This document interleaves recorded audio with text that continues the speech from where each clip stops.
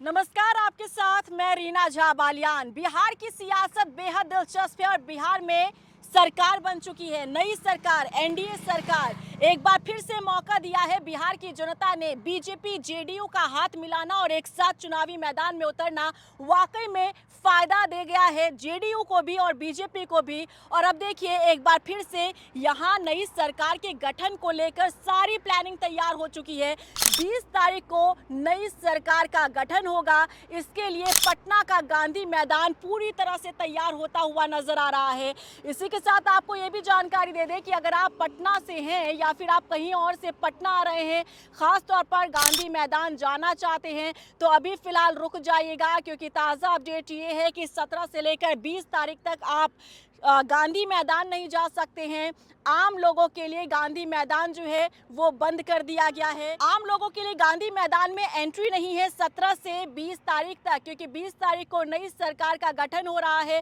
शपथ ग्रहण समारोह इस बार पूरी तरीके से भव्य रहने वाला है, क्योंकि अपनी जीत से गदगद नजर आ रही है बीजेपी, जेडीयू और तमाम सहयोगी दल। और इस कार्यक्रम में, इस सरकार के शपथ ग्रहण समारोह में प्रधानमंत्री नरेंद्र मोदी भी आ रहे हैं और इस कार्यक्रम को भव्य बनाया जाएगा। और यही कारण है कि यहाँ पर सुरक्षा के भी तमाम तैयारियां की जा रही है। चाक चौबंद सुरक्षा के इंतजाम किए जा रहे हैं।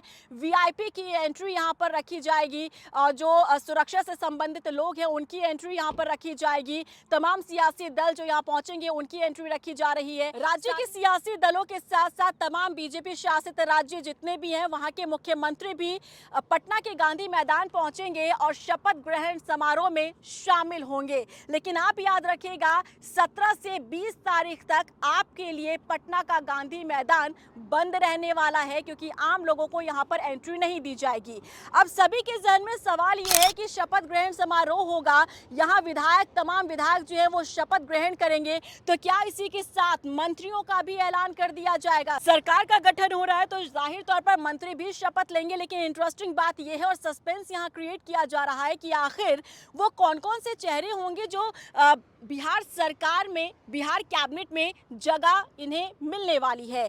तो इनमें जो महत्वपूर्ण नाम जो सामने आ रहा है वो है मैथिली ठाकुर का। मैथिली ठाकुर इन दिनों चर्चा का विषय बनी हुई हैं। चर्चा का विषय इसलिए बनी है क्योंकि महज 25 साल की उम्र में वो जीतकर विधानसभा का चुनाव उन्होंने जीता और विधानसभा तक वो पहुंची हैं। और बिहार के इतिहास में पहली बार ऐसा हुआ है जो इतनी कम उम्र की विधायक कोई बनी हो। और मैथिली ठाकुर क्योंकि पहले से ही सोशल मीडिया पर काफ़ी एक्टिव रही हैं और कला के क्षेत्र से सीधा उन्होंने सियासत में छलांग मारी और यहाँ पहले ही अटेम्प्ट में उन्होंने जीत हासिल की है। अब सवाल ये है कि क्या मैथिली ठाकुर, जिन्होंने अपना इतना नाम कमाया है, राजनीति में एंट्री मारते ही उन्होंने जीत हासिल कर ली है, तो क्या इसके बाद भी एक बड़ा तोहफा उनका इंतजार कर रहा है? क्या मैथिली ठाकुर को मंत्री पद दे दिया जाएगा?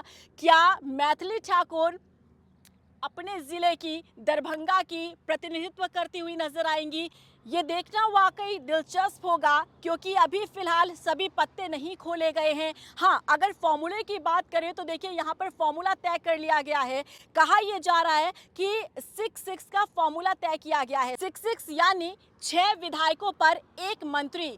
एनडीए में जितने भी सहयोगी दल हैं, चाहे वो बीजेपी हो, जेडीयू हो, एलजेपी हो या फिर हम पार्टी हो, जितने भी सियासी दल हैं, इनके जितने भी विधायक हैं, इनका जो फॉर्मूला तय हुआ है, 6-6 का फॉर्मूला तय किया गया है, यानी 6 विधायक पर एक मंत्री तय किया गया है। इनमें से किन किन के नाम हैं फिलहाल इसके पत्ते नहीं खोले गए हैं, लेकिन थोड़ा सा इंतजार कर लेते हैं, क्योंकि अभी देखना होगा कि इसे लेकर क्या कुछ मंथन और विचार विमर्श किया जाता है। आपको क्या लग रहा है, कौन कौन से नाम होने चाहिए, कौन सा नेता कहां से प्रतिनिधित्व करना चाहिए? आप किस क्षेत्र से आते हैं और आपको क्या लगता है कि आपके क्षेत्र से जो विधायक है, क्या उसे मंत्री पद भी दे देना चाहिए? क्या कैबिनेट में भी जगह मिलनी चाहिए? और मैथिली ठाकुर को लेकर आप क्या कहना चाहेंगे? क्या इतनी छोटी सी उम्र में बड़ी रिस्पॉन्सिबिलिटी वो संभाल सकती हैं? क्योंकि अभी छोटी सी उम्र है, 25 साल की वो हैं और अभी पहला ही अटेम्प्ट है। इतिहास उनका कोई राजनीतिक रहा नहीं है, अनुभव उनका कोई सियासत में रहा नहीं है। फिलहाल अब देखना होगा कि क्या इसमें मैथिली ठाकुर का भी नाम होता है। अगर आप दरभंगा से हैं तो आपको क्या लगता है, क्या मैथिली ठाकुर को भी बिहार कैबिनेट में जगह मिलनी चाहिए या फिर नहीं, या फिर ये जल्दबाजी होगी? आपको क्या लगता है? कमेंट सेक्शन में जरूर बताइएगा।